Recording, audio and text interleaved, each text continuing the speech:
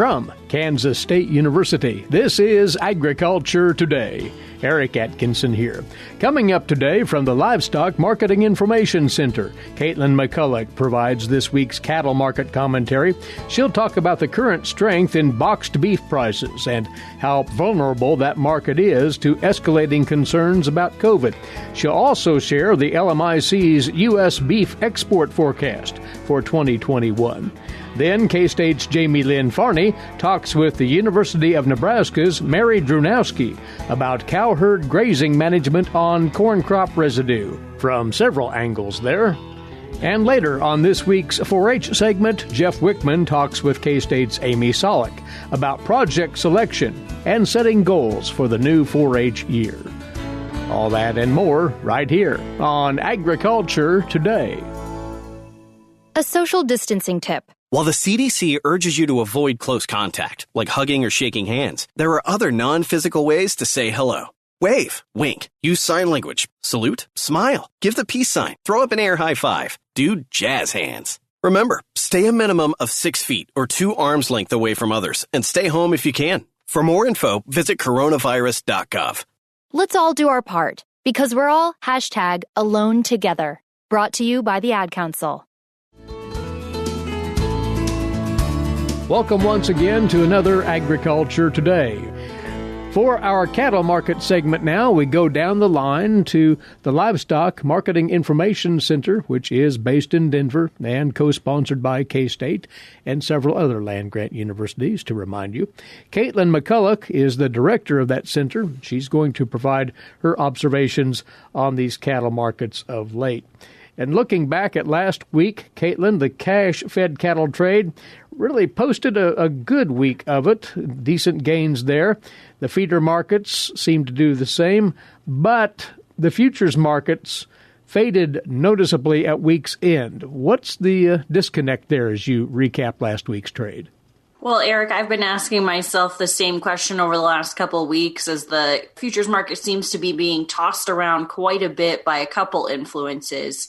As much as election day may be over, I think that's playing into some of this just because of the uncertainty in the economy and what that means for COVID relief, stimulus, what the new administration might have planned in terms of shutdowns or mandatory mandates.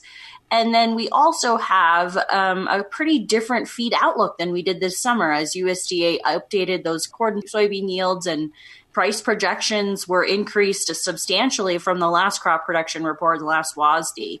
And so I think the futures market is looking at all of these things and having some pretty volatile weeks here over the last several weeks. Now, I agree with you, cash trade has held up fairly well. It seemed to get really, at least on the feeder cattle side, beaten back as we saw corn price might go quite a bit higher than originally perspective, but I would expect those feeder cattle markets to watch those feed costs through the end of the year, and that fed cattle prices are probably going to be watching that cutout a little bit more closely. Right to the boxed beef side of the equation, those prices did quite well last week, we might note. So choice box beef ended the week on a high note, and the week averaged $222 per hundredweight, and that's the choice box beef. That's the highest weekly value since 9/11/2020. And across the board, all the primal values kind of popped up, but rib values jumped more than $20 per hundredweight from the previous week, pointing to some better beef demand for the more holiday-themed cuts than expected. Demand for beef in the fourth quarter has been called into question as we did make our way inside and started to see COVID cases rise, what that would mean for beef, specifically related to holiday parties and corporate events that tend to serve items such as prime rib and ribeyes in a larger volume than maybe you would see any other place in the holiday season. But that's not the complete beef demand story. There's other seasonal cuts that are more favored in home cooking applications, and they usually do fairly well in cold weather, including chucks and rounds. Both of those primal values increased over last week, as did loins. Now, if we turn to some of the other primal values, brisket, short plate, and primal all ended the week above the week before, but particularly the short plate and flank values are much more closely tied to export values. And in the latest trade data, U.S. beef exports have not been doing as well as last year, and a lot of that's pandemic related. Which we will dive into in just a moment. But tied to the pandemic, there is a great lot of chatter right now about another COVID lockdown to whatever scale potentially coming. And that may be locally oriented, state oriented, depends on how it fleshes out. But you would think that that will eventually start to weigh on wholesale beef purchases by retailers as we head into the holidays. And any thoughts on that? Unfortunately, I think the answer is not very clear. I think it's yes and no. So the cutout in primal values today or last week seem to suggest that they're ignoring some of that chatter right now. The demand is good. There's wholesale buying. I mean, last week was a very strong week for a lot of these values. And some of that may be supported by, there are some reports of some panic buying happening in some areas again, although not nearly to the scale we saw in March and April. A lockdown in general will not bring good news for any of the animal proteins, and some of that will be dependent on struggling income levels, whether we get another stimulus.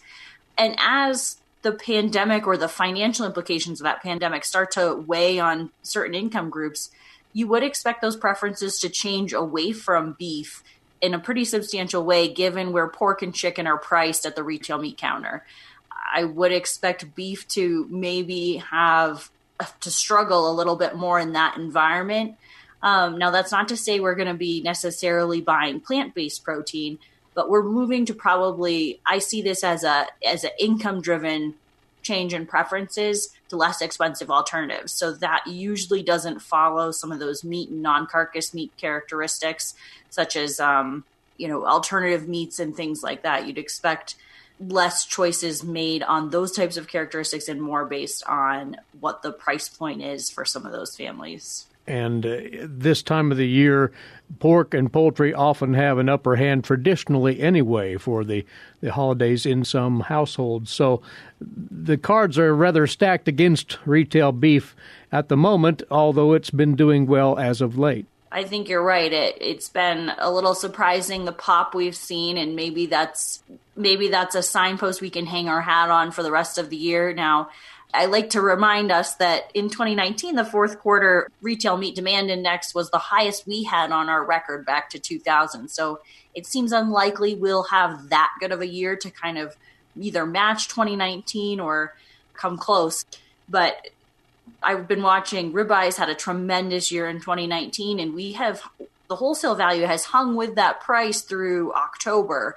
Now, it did separate a little bit. It fell relative to the 2019 values in the last couple of weeks, but everything I've seen is more promising for the beef demand picture than maybe what we would have expected a few months ago. Indeed.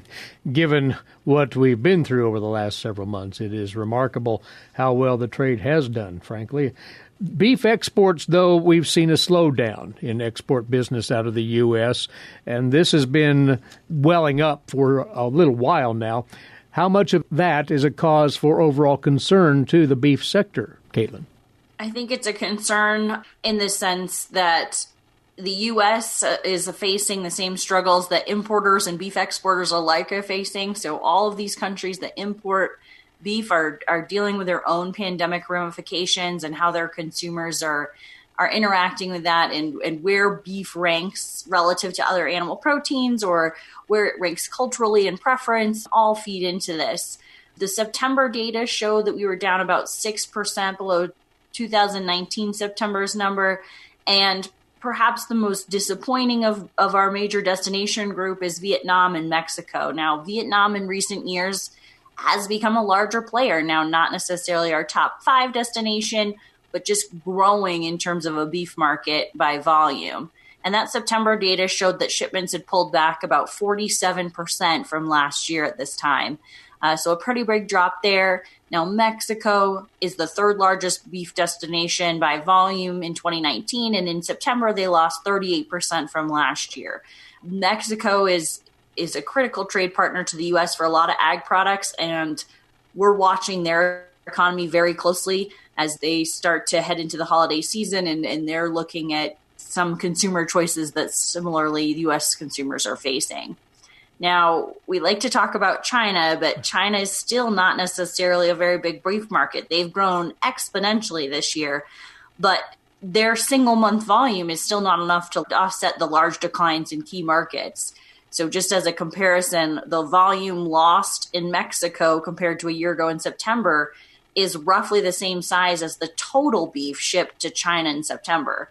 So it's promising that those Chinese imports are growing in the beef sector, but it's not necessarily there yet in terms of a major destination for U.S. beef anyway. Now, we would expect on total, by the end of 2020, we're still probably looking at a year-over-year decline in total beef exports. How large that decline is really depends on this fourth quarter. And it's really tough to say what that looks like today. Now, looking ahead, the economic prospects in top U.S. markets will be a determining factor for how exports behave next year and the year after that. We're optimistic about 2021. I think you're still going to see some hangover effects from 2020 in the first half of the year, but we're thinking at least the second half of 2021 will be better economically worldwide, and that should all be positive for U.S. beef going overseas as well as domestic buying patterns. But to keep in mind, once again, your outlook is for a slow rebound in those exports. That's correct. So we're not expecting a large jump necessarily back in 2021, and partly because we think that first half of the year might still have some struggles from a beef perspective. We're expecting a rather slow recovery, but we continue to update that forecast as we know more information. And in 2020, information has changed quite a bit, so we'll continue to try and update you guys. And the easiest way to keep up with what the LMIC is putting out in the way of the beef export outlook or other factors influencing the cattle markets is to take a look at their website on a regular basis. It is lmic.info, lmic.info. Thanks for the input. As always, Katelyn, we'll talk again very soon. Thanks, Eric. She is the director of the Livestock Marketing Information Center out Denver Way. That's Katelyn McCullock, and we'll be back with more on this Agriculture Today. What is radon? Home exposure to radon gas is the leading cause of lung cancer death in the United States for non-smokers. In Kansas, 1 in 4 homes will test at or above the EPA action level. The Surgeon General recommends all homes be tested and fixed if necessary. Visit kansasradonprogram.org for more information. Test, fix, save a life. This message brought to you by the Kansas Radon Program, the Kansas Association of Broadcasters, and this station. You're tuned to Agriculture Today.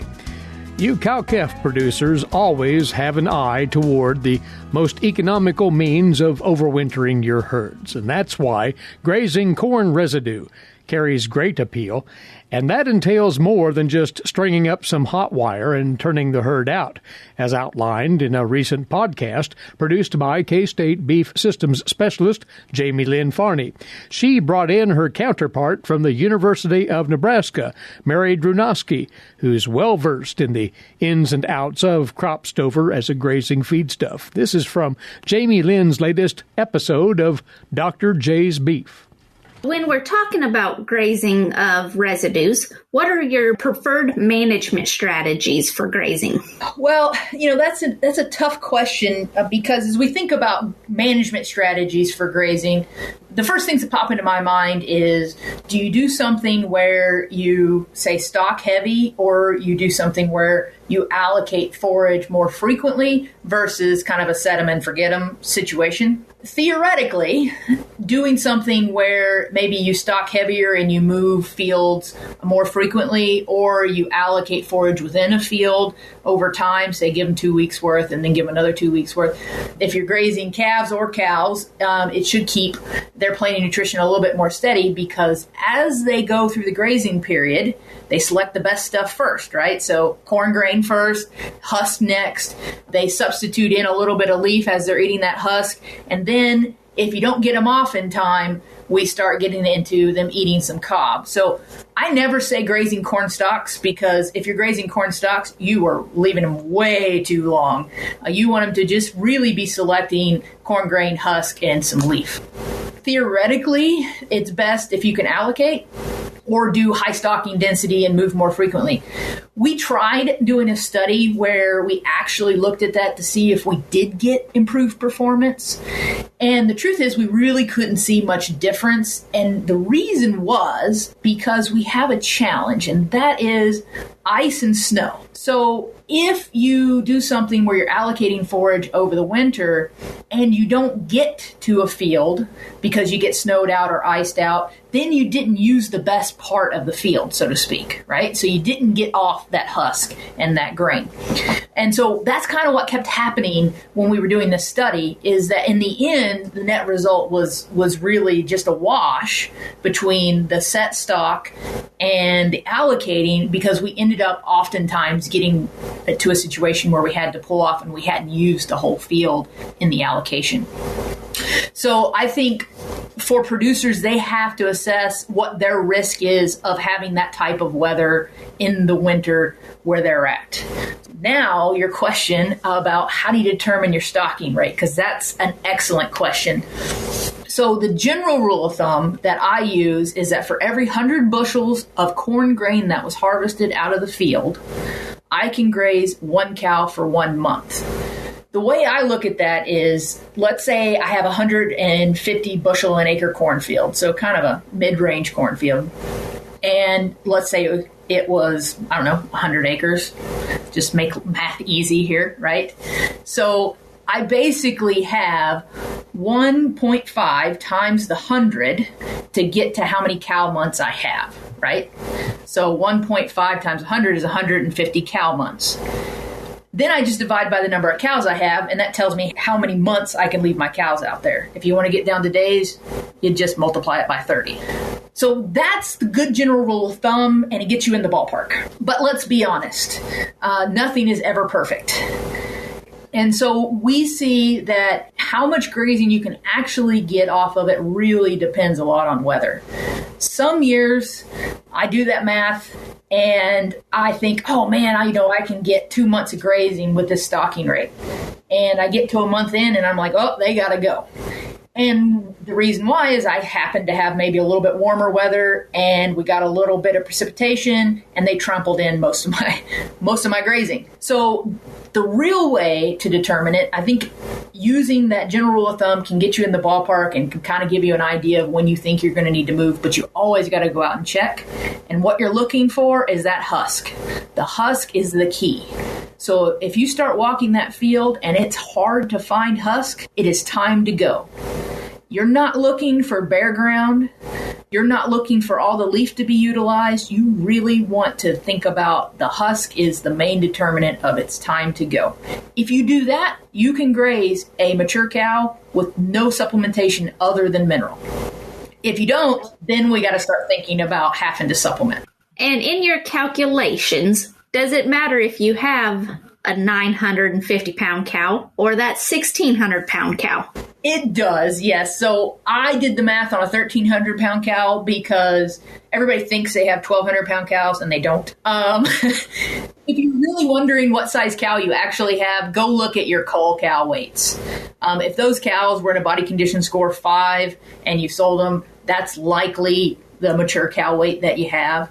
And I would say most people have a lot heavier cows than they think they do. But that math was for a 1,300-pound cow. If you did have a 1,200-pound cow, you could go probably a little bit longer, right? So 33 days. It's not going to make a huge difference. And in fact, I don't think it matters that much because, as I said, we're going to be adjusting based off of husk availability. So trampling, and the other one is wind loss. I was about to say Kansas, the wind. I don't know if you drive down the interstate and you look at the field edges and they have those nice woven wire fences and you see all that husk just stuck in that woven wire. And that right there tells you how much the wind can change, how much grazing you can get off of a field. And so depending on the stock direction, the stock height, it can make big impacts on how much of that you lose, right, based off of the wind. Now, how does one come up with a reasonable rental charge or a calculation of your feeding cost with your corn residue? Oh, that's a great question. So like everything with economics, it's all about supply and demand, right? So we could talk about a lot about different math that you could do, but truthfully, it all really does come down to supply and demand. If I look at rental rates that we have in Nebraska, in the eastern part, I can have a 200 bushel an acre field for $8 an acre. And if I go to western Nebraska, I can get 100 bushel an acre field for 30. What's the difference? It's demand, right? I have a whole lot more cattle in western Nebraska and a whole lot less cattle in eastern Nebraska. So that really drives it, in my opinion. But if you were trying to come up with really an evaluation of how much can I afford to pay or how much can I afford to ask, couple things you need to think about. One of which is, if you're the cattleman, what's your alternative? So in that case, it's kind of like looking at opportunity cost. I'm not an economist. I do cowboy math. But opportunity cost, right? What would I do if I didn't rent this corn residue? If the answer is I'm going to feed hay, then figure out how much it would cost you to feed that hay and see if you can get the rental of that corn residue for cheaper than that. But remember, you need to account for how much time and labor it took to fence, your water, and then going and checking them, and also the transport, if you actually have to transport them. Now, on the flip side, if I'm a crop producer, what am I out, right, if I graze corn residue? First thing to understand is that there's a lot of things that float around, and I've seen it in crop production information. They worry about removal of nutrients. Well, the truth is we've done a long-term study. It was over 20 years, and we looked at the nutrient content changes. By the way, there was actually a net increase in phosphorus because we were importing it into the system. Grazing mature cows, they have a very small actual amount of mineral and nitrogen, for instance, that they would actually retain. Most of what you're doing is just maintaining them. You just have a little bit for the fetus. So if you look at a lot of their requirements, we actually have to supplement, for instance, phosphorus, just because they're losing it out the back end, right? So it's really a net import, not an export. So you're not losing anything from there if you're a crop producer. So you guys can go and tell crop producers that. But their alternative would be, what alternative market do I have for corn residue? You could bale it. Now, there's a lot of things they need to consider when they're comparing it to baling. The number one thing that I would argue is that residue grazing does not remove significant cover if it's done correctly, as we just talked about. Actually removes about 20% of the residue. It's actually 15% that we assume they consume on average when we've taken measurements of ground cover and how much is left out there. It looks like we get about 20% of the residue removed, which means we trample some, of course.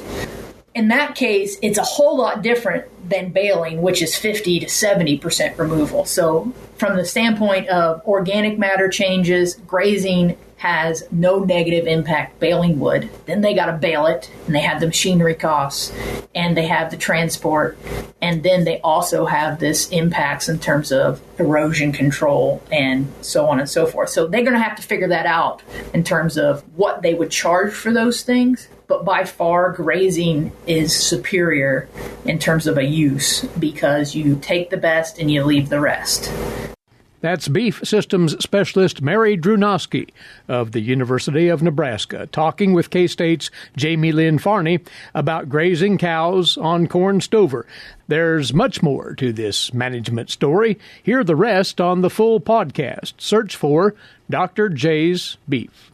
This is Agriculture Today. Did you know every Kansas farmer feeds 128 plus people? Kansas farmers are hard workers, dependable, authentic, and sensitive. Not only do farmers put food on your table, but they put clothes on your back and fuel in your car. For more information about Kansas farmers, visit K-State Research and Extension online or stop by your local extension office. This message has been brought to you by the K-State Animal Sciences Leadership Academy participants. You're tuned in to Agriculture Today, broadcasting from the campus of Kansas State University. Eric Atkinson here, and now today's agricultural news headlines for you, courtesy in part of DTN.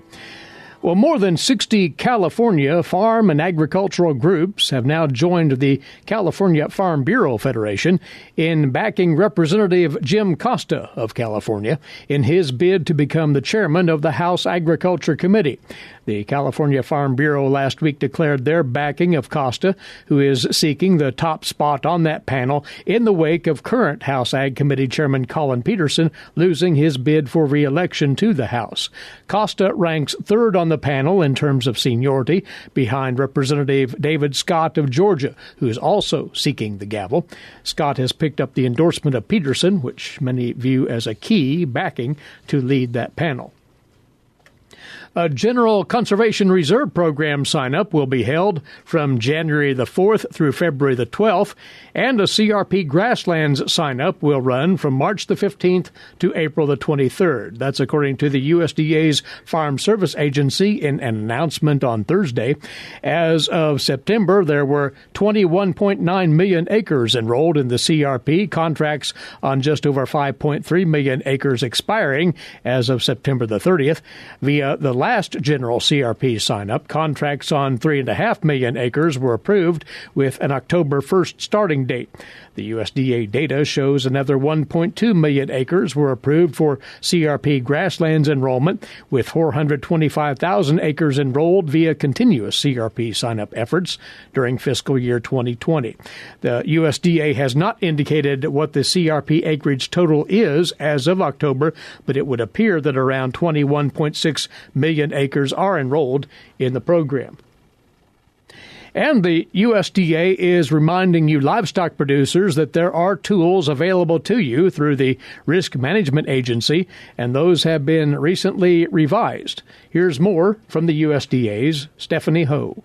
USDA and the Extension Risk Management Education Program co-hosted a webinar focused on livestock risk management. We have the Risk Management Agency within our mission area. We have several crop insurance tools. We call them crop insurance. Cattle are crop too, I guess. Bill Northey is USDA's Undersecretary for Farm Production and Conservation. He outlines two of the programs. Livestock gross margin, very lightly used, but designed to protect a margin between feed and gross revenue, and to ensure for a producer that much more heavily used has been the Livestock Risk Protection Program, especially on the feeder cattle side. That's been its heaviest use. He says USDA has made some changes to both programs to increase flexibility for producers. Both of those programs, we're allowing greater size operators to be a part of those programs in the future. We're also increasing the subsidy with regular crop insurance that a person buys for their corn or soybeans or other crops out there. Typically, maybe half of the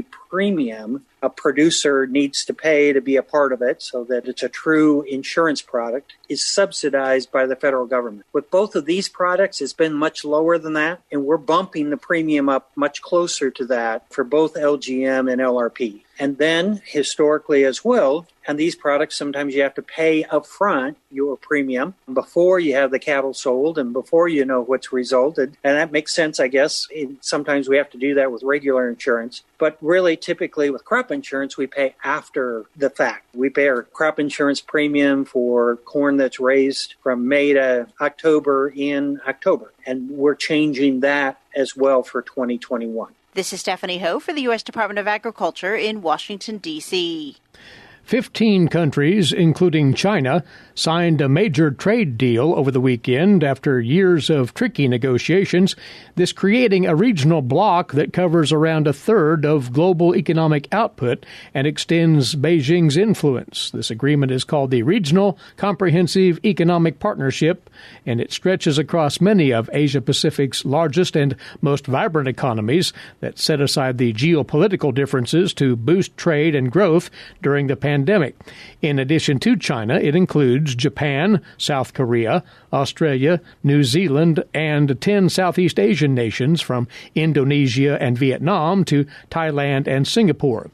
Although most countries that are part of the deal already have tight trade ties, they rely on one another for goods from rice imports to semiconductor sales. This new agreement is considered significant because it'll result in a more unified trading system, and that should make it easier for that region's manufacturers to import raw materials from around the bloc without facing high tariffs and export finished products throughout that region with lower tariffs. That's according to trade experts familiar with the deal. And add 6 more ethanol companies to the list of plaintiffs suing Archer Daniels Midland, alleging one of the nation's largest ethanol producers manipulated the market. 5 of these producers are out of the state of Wisconsin. 1 is out of the state of Iowa. They filed that new lawsuit last week in the U.S. District Court for the Central District of Illinois. There are 3 other similar lawsuits pending in that same court, including a complaint filed by Omaha-based Green Plains. Earlier this week, a federal judge in Nebraska issued an order for a change of venue in the Green Plains case to that Illinois court. ADM has also been sued by Wisconsin ethanol producer Midwest Renewable Energy, as well as AOT Holdings. That's a Swiss company owning an energy trading subsidiary. This new lawsuit alleges that ADM violated a number of state and federal laws, including monopoly provisions of the Sherman Act and violations of Wisconsin and Iowa state law. It says that ADM, one of the largest producers of ethanol in the U.S., intentionally manipulated and artificially depressed the price of ethanol in the U.S. by targeting ethanol sales activity at the Argo terminal, according to the lawsuit. That Argo terminal is the daily location for ethanol trading. The 30-minute trading window at the terminal is considered crucial because it's used to set the daily Chicago benchmark price to determine the value of Chicago ethanol derivatives. That benchmark price is then used to price and settle ethanol derivatives on the New York Mercantile Exchange and the Chicago Board of Trade. This lawsuit claims that from 2017 to 2019, ADM controlled 70% of the Argo terminal market and accounted for 90% of ethanol sold during the critical market window. One final item ahead of the break, a last call for you swine producers to take part in that virtual K-State Swine Day 2020. It is set for this Wednesday and Thursday, November the 18th and 19th, the mornings of both days. You can find full details on how to register and the program itself at ksuswine.org, but they do want you to register right away. Go to ksuswine.org. We'll be back with more in a moment. You're listening to Agriculture Today. Did you eat today? Thank a farmer. A way to get more involved in agriculture is through 4-H and FFA. Through 4-H and FFA, we have been given multiple opportunities to grow as leaders and learn more about agriculture. You can learn skills related to jobs, public speaking skills, and you get the opportunity to travel around the country and meet new people. If you want more information about getting more involved in 4-H and FFA, visit them on their websites at kansasffa.org and kansas4h.org. Welcome back to Agriculture Today over the K-State Radio Network. I'm Jeff Wickman.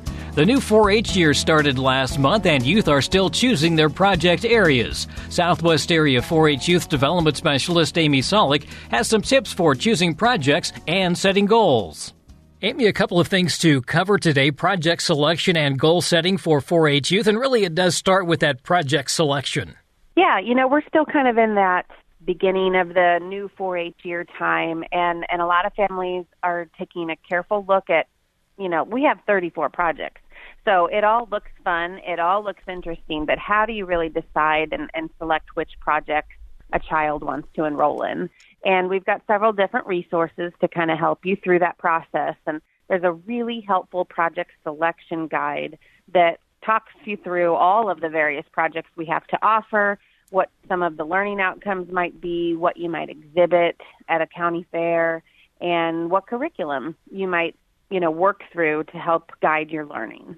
I know some of this probably starts with just their general interest, but sometimes friends within the club can also have an impact on what you decide to pursue. So is that some of the things that this would walk you through? Yeah.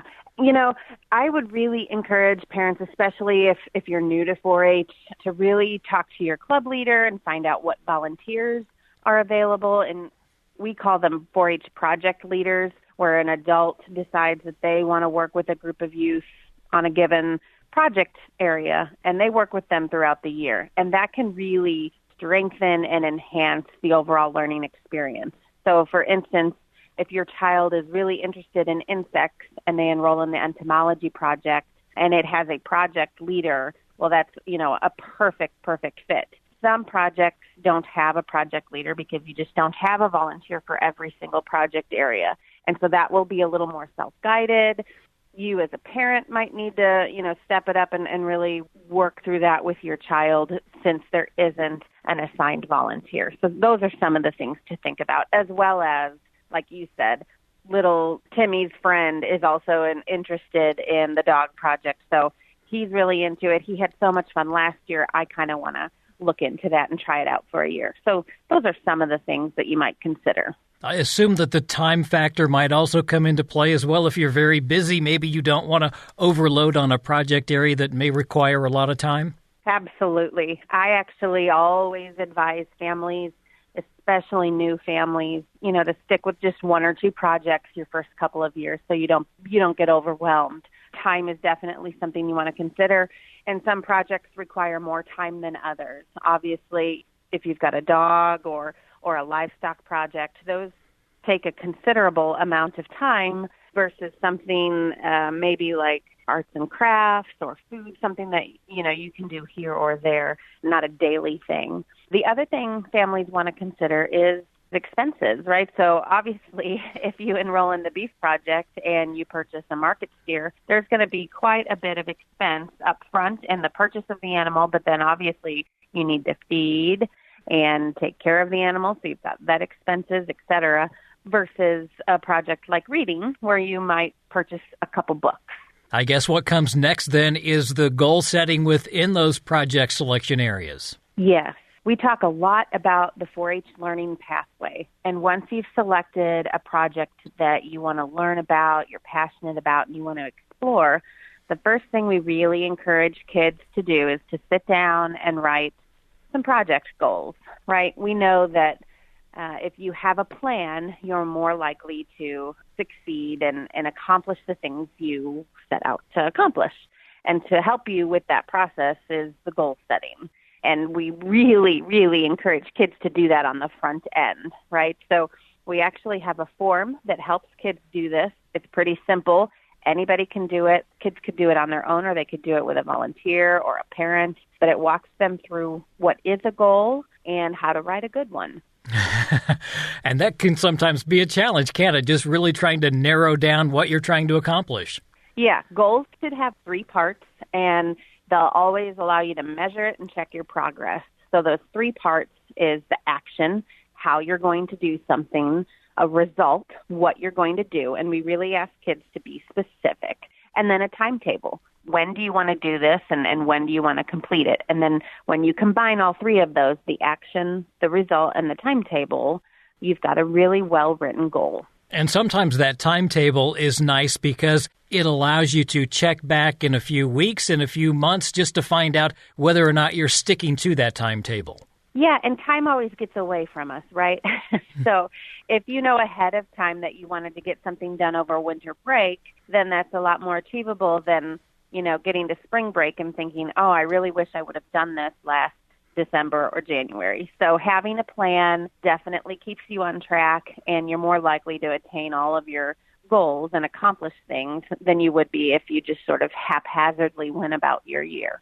And it's going to look a little different. If you had a project that you were enrolled in last year, you kind of already have that to almost as a springboard to bounce off of and know what you want to accomplish this year. If this is your first year in a project and you're just beginning to explore that interest, then, you really want to carve out and be specific about what things you want to do your first year. And keep in mind, every child is a little different, especially depending on their age or their skill level. A young 4-H member, age 7, 8, 9, they'll have, 2, 3, 4 goals at most for any one project. As you get a little older, as you advance through the project, your goals are going to become more difficult, they're going to become more specific, and you might have more.